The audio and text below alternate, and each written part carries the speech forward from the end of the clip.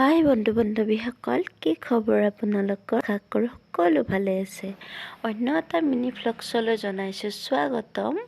আৰু আজি ওলাইছোঁ মই এখন বিয়ালৈ, যিহেতু এইকেইদিন মানে অলপ চলপকৈ বিয়াৰ ধামাকা ভিডিঅ' আহিব। তো তাৰ ভিতৰতে এইখন হৈছে 2nd নম্বৰ বিয়া। তো বিয়াখনত গৈ প্ৰথমতে দেখাইছোঁ এয়া আপোনালোকক ৰভাতলি। খুব ধুনীয়াকৈ সজা ৰভাতলিখন, সেয়েহে উঠাই ল'লোঁ আৰু চিধাই গৈ আমি ভিতৰলৈ গৈ চাহ খালোঁ। তাৰ পাছত দেখুৱাই আছোঁ আমাৰ ধুনীয়া কইনাজনী, খুব সুন্দৰ কইনাজনী। আচলতে তাই মোৰ ননন হয়, মানে মোৰ দেউতাৰ সখীয়েকৰ ছোৱালী। তো আমাৰ আমৈ আৰু আঁতৰ ছোৱালী, তো তাই মোৰ ননন।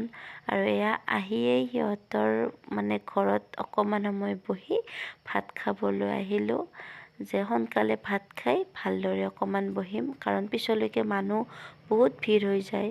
আৰু সিহঁতেও ক'লে যে সোনকালে খাই লোৱা, তাৰ পাছত বহিবা ভালদৰে। তো এয়া ভাত খাই আছিলোঁ, খুব ভাল হৈছিল ভাত চব্জি গোটেইখিনি ভাল হৈছিল। আৰু আইটেমখিনিও খুব চিম্পুলকৈ ৰাখিছিল, যিটো নৰ্মেল আৰু তাকে একো অভাৰ একো কৰা নাই, সেয়েহে মানে মানুহে খায়ো শান্তি পাইছিল।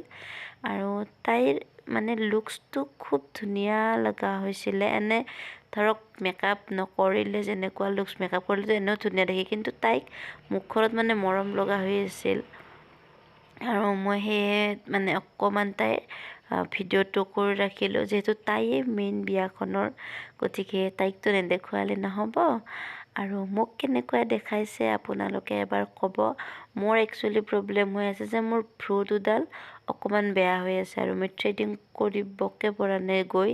তো ঘৰতে অকণমান মানে আইলাইনাৰেৰে অকণমান নিজকে সজাই মেকআপ অকণমান কৰি এনেদৰে বিয়ালৈ গৈছোঁ। তো আজিলৈ ইমানেই।